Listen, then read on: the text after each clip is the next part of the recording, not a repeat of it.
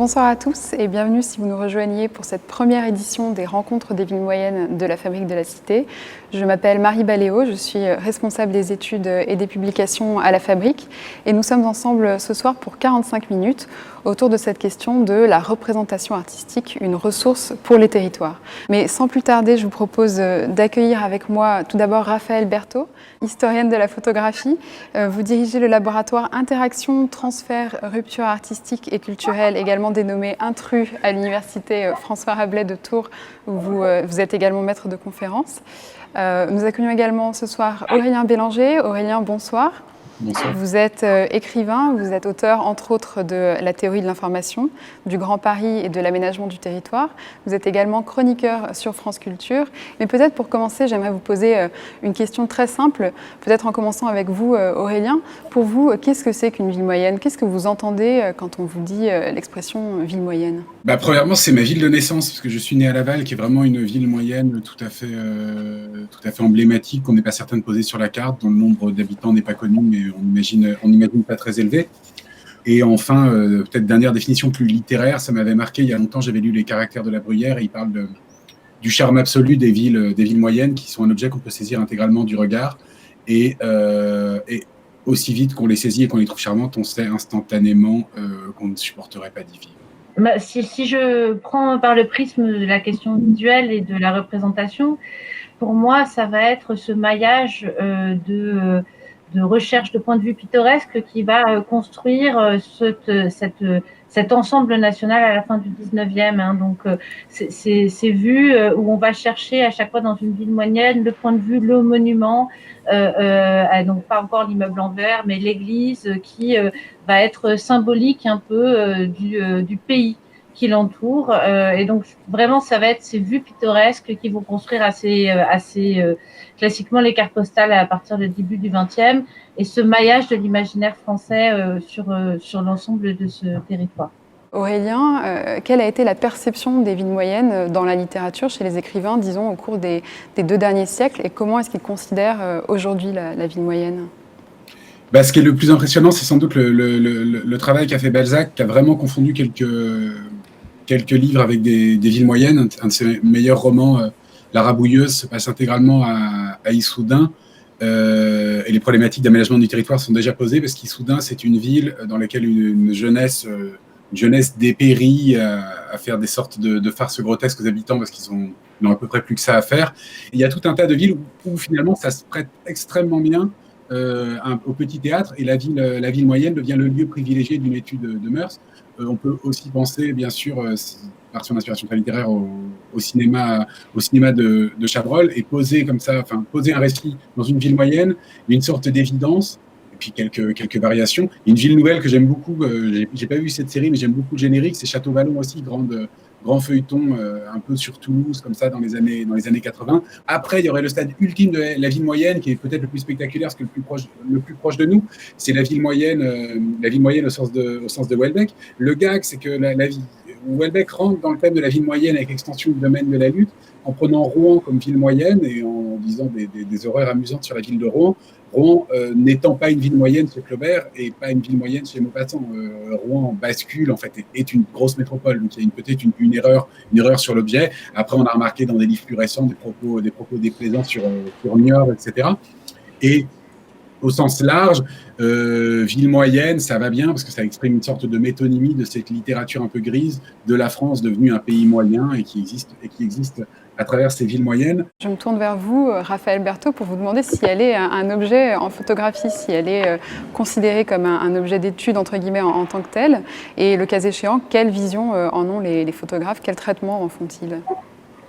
Alors, peut-être pour revenir aussi sur une forme d'historique de la représentation des villes moyennes, j'évoquais tout à l'heure ce travail qui a été fait au XIXe siècle, fin du XIXe et début XXe, sur une représentation d'une France pittoresque qui va donc systématiquement quadriller le territoire national et chercher à produire une vue pittoresque de Royan, de Rouen, de Niort, pour reprendre les villes qui ont été saisies jusqu'ici, avec une transformation de ces vues en ce qu'on va appeler la vue de carte postale, c'est-à-dire une réitération industrielle de cette vue toujours la même qui va venir se mêler à l'identité d'une ville et qui va être sur des sites extraordinaires ou des monuments historiques.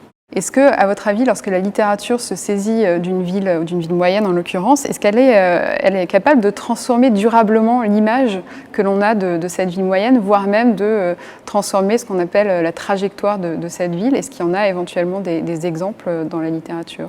Il y a un terreau romanesque qui est lié aux villes moyennes. C'est quelque chose que les écrivains explorent parce qu'ils vont dans des salons dans les villes moyennes, de Besançon à Nancy, à plein d'endroits. Ils fréquentent les librairies des villes moyennes, ils fréquentent les bibliothèques des villes moyennes, et au bout d'un moment, depuis que cette espèce on pourrait appeler ça de mini show business de l'écrivain en tournée, ça existe à peu près depuis les années 80 à ce niveau d'intensité.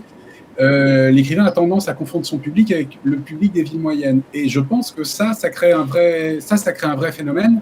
Je pense, entre autres choses, à un texte qu'avait fait Emmanuel Carrère pour la revue 21, où il était allé à Calais.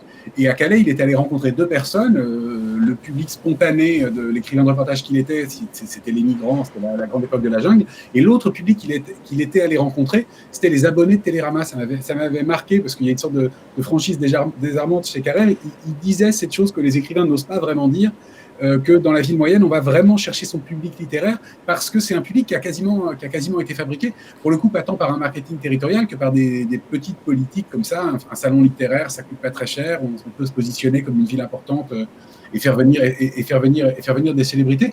Et ça, je crois que c'est pas du tout anodin, parce que ça change cette espèce de caricature de regard, on va dire germano-pratin, un petit peu méprisant sur la province.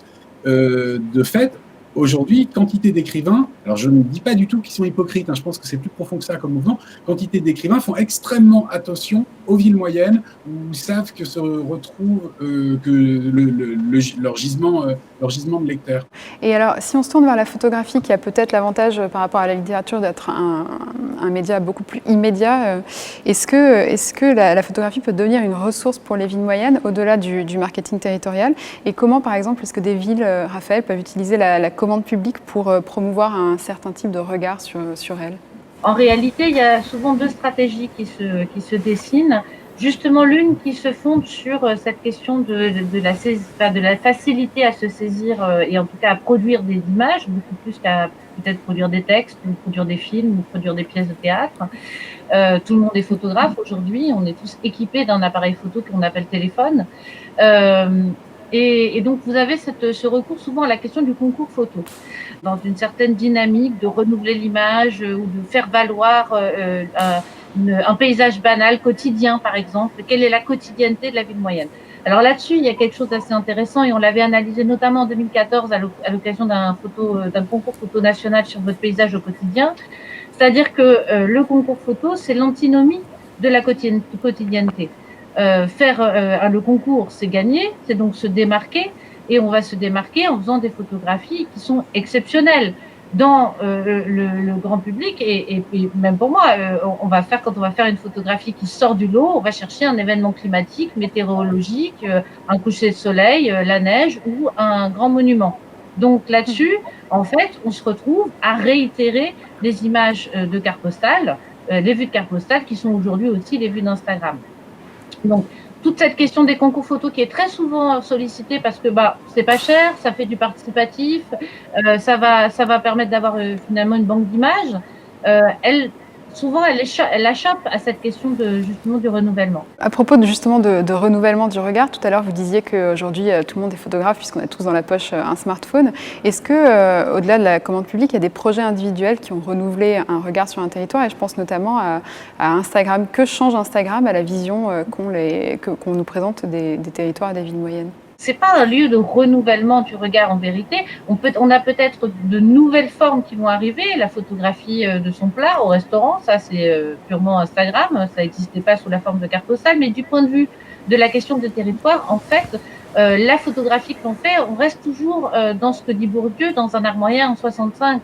C'est-à-dire on photographie la carte postale pour dire j'y étais, j'étais là. aujourd'hui, on va dire oui, alors on fait des selfies, bon, on faisait bien des autoportraits dans les années 70, on n'a pas tellement changé. On se met soi-même dans la carte postale.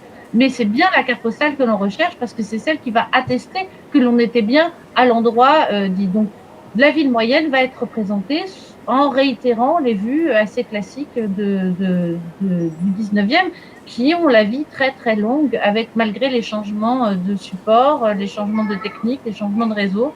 C'est une représentation très très difficile à faire bouger.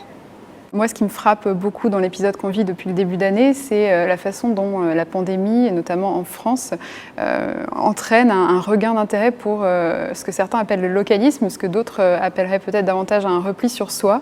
Et je me demande dans quelle mesure, Aurélien, vous pensez que ce qu'on vit en ce moment avec, je pense, la grande peur qu'a suscité chez toute la population cette pandémie et le repli sur soi qui s'en est ensuivi, va avoir des conséquences en littérature sur les objets qu'on se choisit lorsqu'on écrit, et notamment sur la vision qu'on peut avoir des villes moyennes avec ce qu'on voit aujourd'hui qui est une tendance à l'idéalisation de tout ce qui est très proche, très petit, très local. Incidemment, ce qui était le plus décrié avec les villes moyennes, qui était leur caractère un peu de grandes zones logistiques, d'entrepôts qui les avaient défigurées, etc., et ces entrées de villes monstrueuses, font qu'elles ont été rendues à leur fonction, alors pas vraiment productive, alors elles ont été rendues à leur fonction en tout cas utilitaire. Et il y a une sorte d'usage comme ça, en cas de crise, on est finalement assez content de pouvoir aller à Leclerc facilement en voiture, sans bouchonner, pour aller chercher un drive. Donc les fondamentaux géographiques ont été assez rebattus. Et par ailleurs, la ville moyenne, et c'est concomitant du développement de ces villes parasites, de ces villes des ronds-points, si l'on veut, de ces grandes zones commerciales, a sauté depuis bien plus d'un siècle par-dessus ces murailles, par-dessus ces centres historiques. Processus qui est peut-être devient finalement lisible, et par là, la ville moyenne n'est pas du tout un objet refermé. Je le fais moins maintenant, mais dans mes livres, j'avais toujours pris comme sujet des objets qui étaient décriés, qui n'étaient pas aimés, que ce soit aujourd'hui moins, mais que ce soit l'architecture des grands ensembles, les tours, les stations essence, etc. Et à un moment, modestement, il y a un petit rôle esthétique à faire exister des objets décriés, à leur rendre un destin esthétique. Je ne dis pas que c'est une façon de sauver les gens qui les fréquentent, mais en tout cas, ça rebat un peu les cartes de l'esthétique, et on peut faire avancer comme ça les choses un petit peu autrement, probablement.